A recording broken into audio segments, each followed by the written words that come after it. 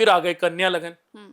कन्या लगन में पत्नी के घर में शनि चले गए, पत्नी के साथ 2.5 साल बिल्कुल लड़ाई नहीं करनी। 2.5 साल चाहे पुरुष है चाहे स्त्री है, अपने पति को या अपनी पत्नी को चाय पिलाना, पत्नी के पांव जमीन पे पड़ने से पहले उसको चाय पिलाना आरंभ कर दें। बच्चे हैं तो बच्चों को ओम शम शनिश्चराय नमः इस मंत्र की आदत डालें और शनि भगवान के सामने महीने में कभी एक बार उनको मंदिर में ले जाके हाथ जुड़वाते रहे।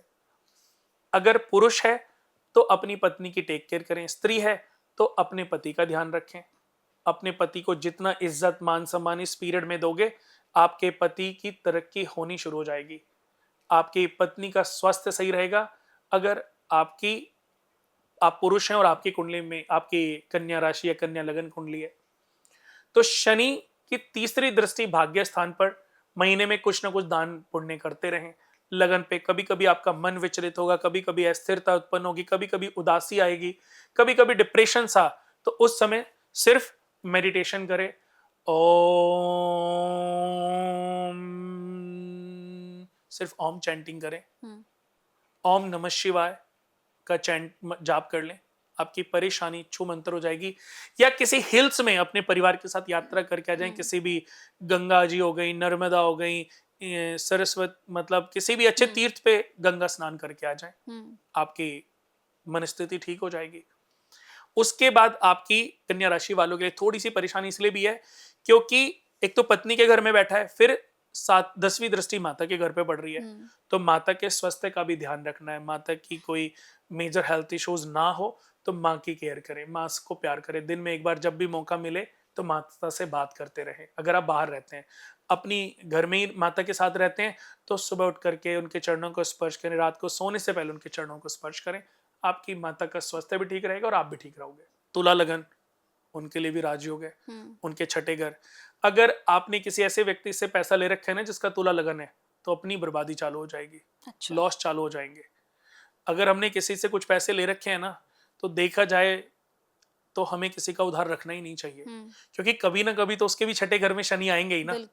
और जब उसके छठे घर में शनि आएंगे ना, इतना पैसा हमने उसको देना नहीं था जितना हमारी बर्बादी होगी। अच्छा। किसी दूसरे वे में बेटे की, माता की, पिता की, बीवी की, बेटी की, किसी ना किसी रूप में इतना पैसा खर्च होगा, समझ नहीं आएगा आपको, अगर आपने किसी का पैसा मारा हुआ है। क्योंकि उसकी कुंडली में भी तो शनि कभी ना कभी जब छठे घर में पहुंचेंगे तो आपकी बर्बादी शुरू हो जाएगी।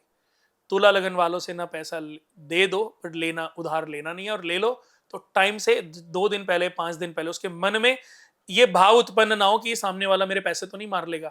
ऐसे भाव भी अगर उत्पन्न हो गए ना कि इसके पैसे ही ना दें, इसके पैसे ही नहीं दूंगा, तो आप कभी पैसे इकट्ठे ही नहीं कर पाओगे।